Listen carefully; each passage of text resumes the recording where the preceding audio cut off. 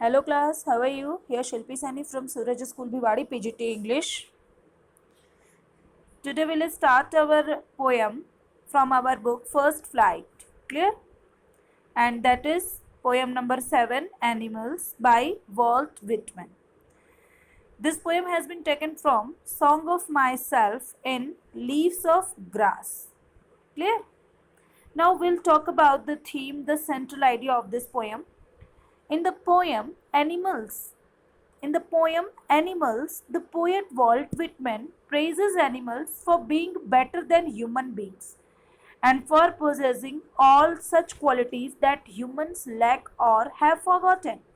Here the poet is admiring here the poet is admiring the animals because they are better than human beings. Poet जो है animal की प्रशंसा कर रहा है, उसकी प्रेज कर रहा है क्योंकि वो बेटर है, क्योंकि वो उनके पास आज भी वो क्वालिटीज हैं जो जो है ह्यूमन बीइंग भूल चुके हैं.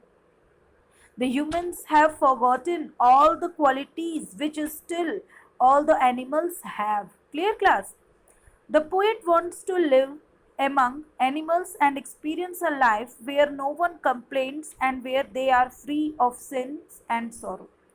अब पोएट क्या है, वो चाहता है कि वो एनिमल के साथ रहे, उनके साथ उनकी लाइफ को एक्सपीरियंस करे और जहाँ पर कोई कंप्लेन ना हो, जहाँ पर कोई प्रॉब्लम ना हो, लाइफ जो हो बहुत अच्छी हो. क्लियर? फिर इसके बाद the theme of the poem is not to praise how good animals are, but to compare humans with them in order to highlight the flaws of their nature. Theme क्या है पोएम की?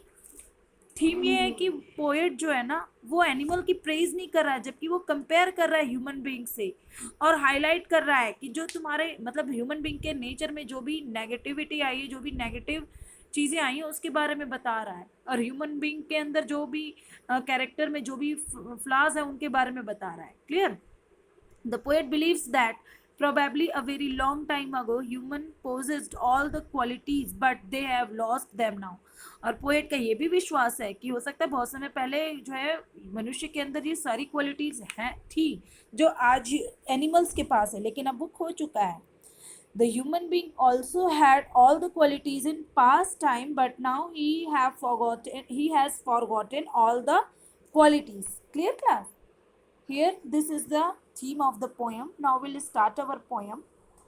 I think I could turn and live with animals. They are so placid and self-contained. I stand and look at them long and long. Poet यहाँ क्या कह रहा है? Poet here wants to say, actually he desires here to turn into an animal and live with them as he is impressed by their calmness and the purity of their mind. Here the poet is happy and he wants to turn into an animal and live with them. वह उनके साथ turn होना चाहता है उनकी life में और उनके साथ रहना चाहता है क्योंकि वो उनसे इम्प्रेस है. ठीक है? Clear class? They are so placid and self-contained. Placid means calm, peaceful. Clear? You can see here in the black column, placid, calm and peaceful. Self-contained मतलब satisfy, संतुष्ट. ठीक है? तो यहाँ बता रहे हैं कि एनिमल्स जो है बहुत ही शांत हैं और बहुत ही सेल्फ कंटेन्ड है, यानी कि सेटिस्फाई, आत्मसंतुष्ट है. तो उनकी लाइफ में ये जाना चाहता है और उनके साथ उनकी लाइफ को एक्सपीरियंस करना चाहता है. I stand and look at them long and long. फिर कह रहा है ये काफ़ी समय तक खड़ा रहता है और उनको देखता रहता है. Clear? Unlike humans, animals seem so contained with their lives and are happy in their natural surroundings. Animals are happy in their natural surroundings. Yes. And the simple lives of animals help them maintain self control. और उनकी जो simple life है वो उनको self control करने में बहुत help करती है. He stands and looks at them for a long time. ठीक है? उनको बहुत लंबे समय से वो उनको देख रहा है. ठीक है? Here the word long and long, it implied meaning is the longing that the poet feels for these two qualities in human being. Clear? Here the poet is longing for these two qualities in human being. Which two qualities? Placid and self-contained. Which two qualities class? These two, placid and self-contained. The poet wants कि ये होनी चाहिए, तो वो इसी चीज को express कर रहा है. Clear? They do not sweat and whine about their condition. They do not sweat and whine about their condition. Sweat and whine means क्या होगा? Cry, complain. क्या होगा? Cry and complain. वो जो है एक दूसरे की कोई कंप्लेन नहीं करते हैं, हैप्पी हैं. Whatever the poet is happy. Okay, the poet is quite happy with the fact that animals do not make complaints and cry about their condition. ना तो वो कंप्लेन करते हैं और ना ही वो अपनी कंडीशन के ऊपर क्राई करते हैं, ना तो वो रोते हैं जैसे ह्यूमन बीइंग करते हैं. ओके, दे फिर उसके बाद देखिए, दे do not lie awake in the dark and slip for their and weep for their since. They do not make me sick discussing their duty to God. अब ये बता रहे हैं they do not lie awake in the dark and weep for their sin. क्या कह रहे हैं poet यहाँ पे? they eat and sleep peacefully as they have nothing to worry about, while humans because of their wrong actions are unable to do so and thus cannot sleep without worrying about them. जो भी उसे गलती होती है, उसकी गलती करने के बाद उसकी वो चिंता करता रहता है और इस चिंता में वो सो नहीं पाता है. दे do not lie awake in the dark. Dark में वो अपनी गलतियों की, अपने किए हुए पापों की वजह से सो नहीं पाता. And weep for their since.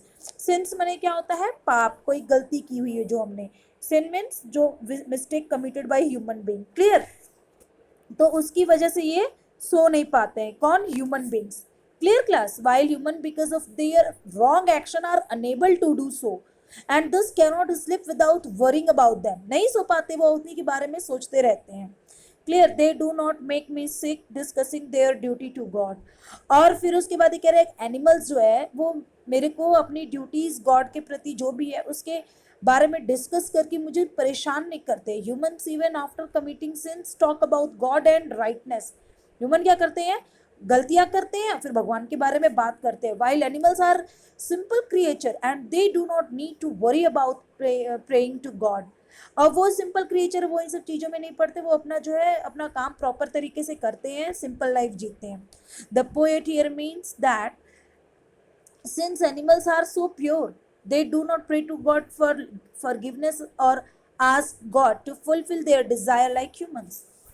ठीक है, तो जो एनिमल्स है वो अपनी सिंपल लाइफ जी रहे हैं, वे जो है भगवान से कुछ डिमांड भी नहीं करते. They do not make me sick discussing their duty to God. वो जो है एनिमल्स जो है भगवान के प्रति अपनी ड्यूटी को डिस्कस भी नहीं करते हैं. लेकिन ह्यूमन बीइंग हमेशा गलतियां करते रहते हैं और उसके बारे में डिस्कस करते रहते हैं. Clear?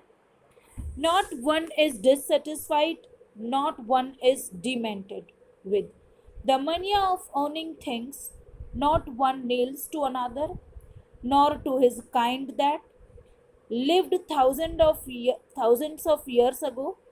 Not one is respectable or unhappy over the whole year. Demented, behaving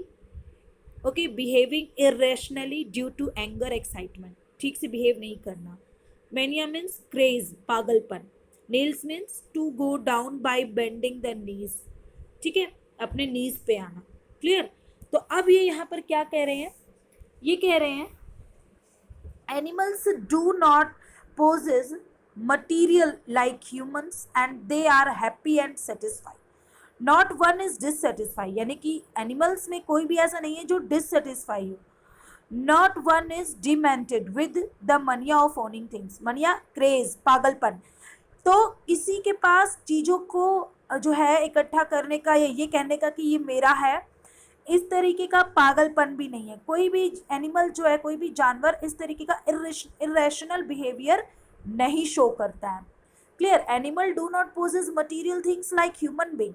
वो जो है मटेरियल थिंग्स उनके पास मतलब नहीं है, वो अधिकार नहीं जताते हैं और वो हैप्पी हैं और सेटिस्फाई हैं इन सब चीज़ों के बिना भी. नॉट वन इज डिससेटिस्फाइड, कोई भी ऐसा नहीं है जो असंतुष्ट है. Not one is demented with the mania of owning things, ना ही कोई क्रेजी है चीज़ों को ये कहने का कि ये मेरा है और उन चीज़ों पर अधिकार जमाने का और इकट्ठा करने के लिए. कोई भी एनिमल क्रेजी नहीं है. ये किसकी क्वालिटी है? ह्यूमन बीइंग की है.